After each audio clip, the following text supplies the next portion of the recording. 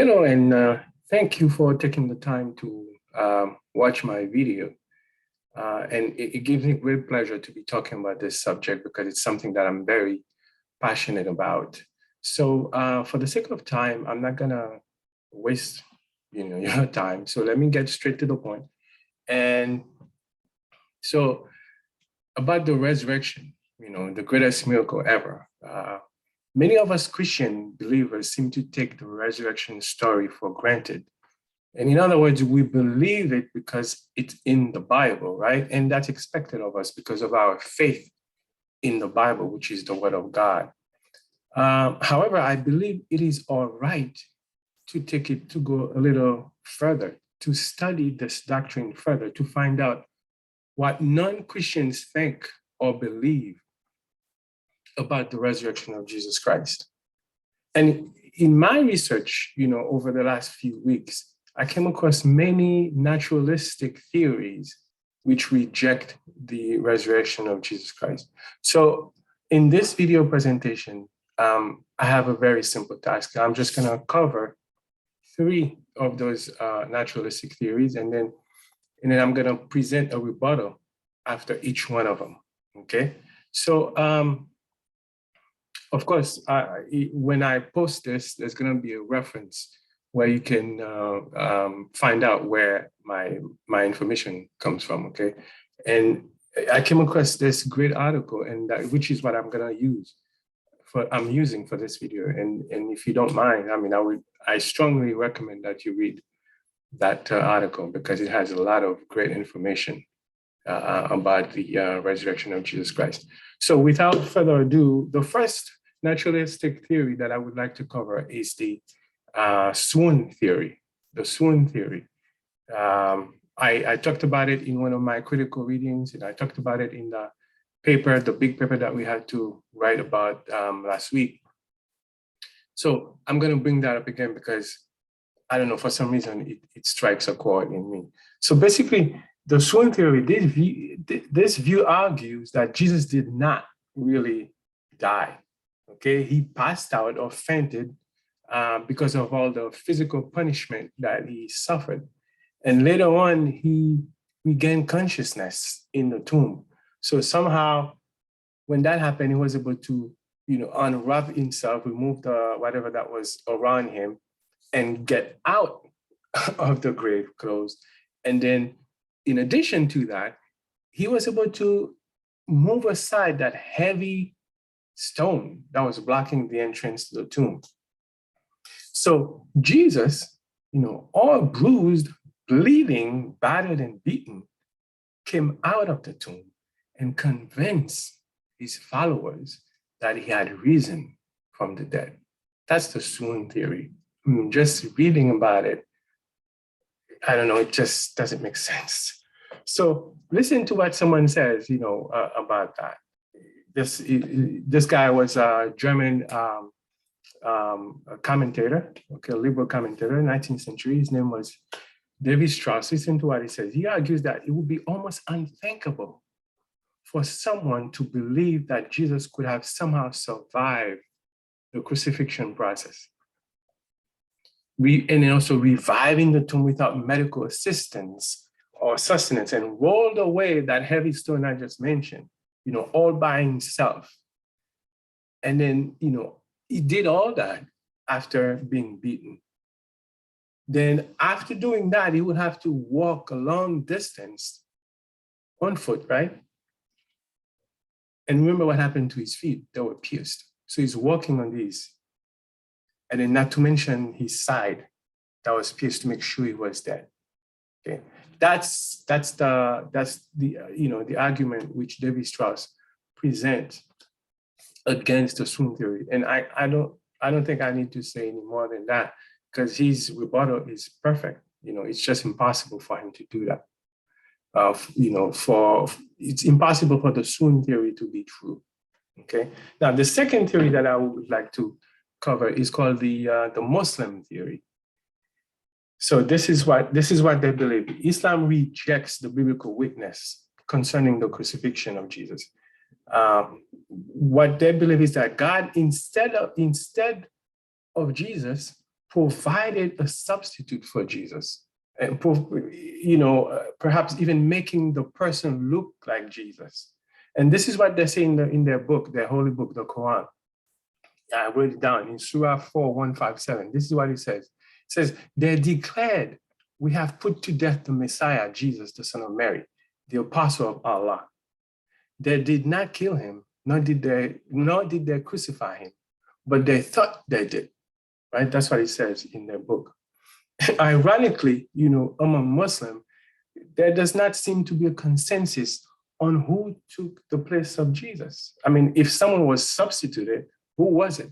But nobody knows, okay? So some say it was Judas, some say it was Pilate, some say it was Simon of Cyrene. Remember, he helped. So even one of the disciples, they said probably, one of them. So in general, Muslims do not believe in the bodily resurrection of Jesus Christ because they do not believe he died in the first place. So that's the Muslim theory.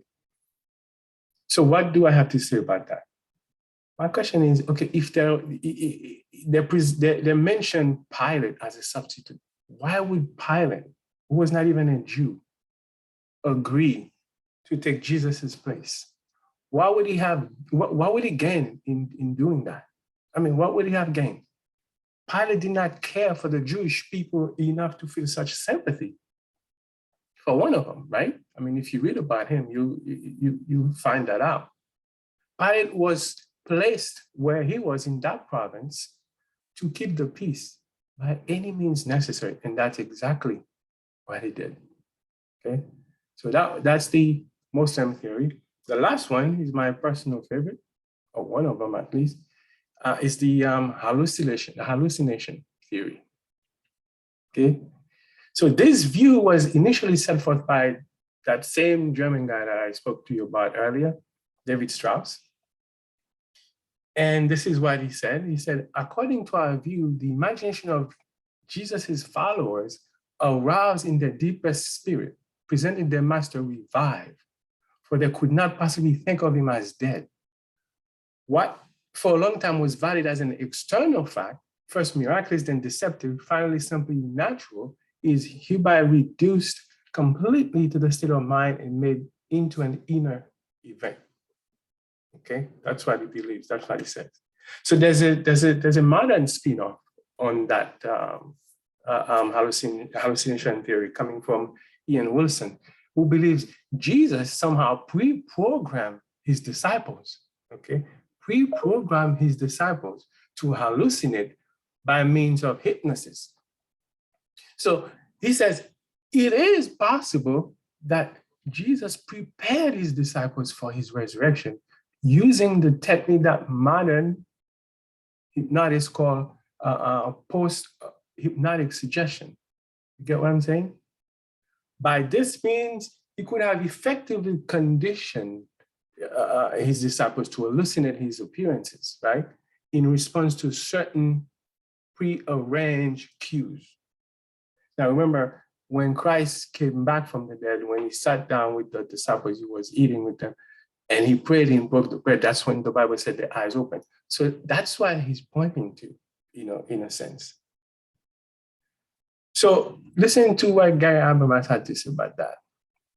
He said, hallucinations are subjective experiences originating from individual minds. So for this reason, as a result of their private nature, right, these occurrences are not collective or contagious. Since these private events cannot be shared, the same hallucination will not have been experienced by more than one disciple at the same time. So what he's saying is, it is not possible for a group of people to hallucinate about the same thing, right? If I take some drug, you're taking some drug, the same drug, and we're sitting in the same room, there's no way we're gonna hallucinate about the same thing, because hallucination is not contagious. It's not like COVID-19, right? It doesn't work that way. So, as as my conclusion, as Habermas, explains, all naturalistic theories attempting to explain the resurrection in natural terms have not succeeded to provide, viable facts. So basically, all these theories, they try to explain the resurrection away, but they have failed miserably. They have failed miserably. So, in my view, it's a futile exercise in scholarship, if you ask me. So my question is, what should our local churches do about this? What should we do? Well, the local churches have an obligation to make their congregants aware of these things.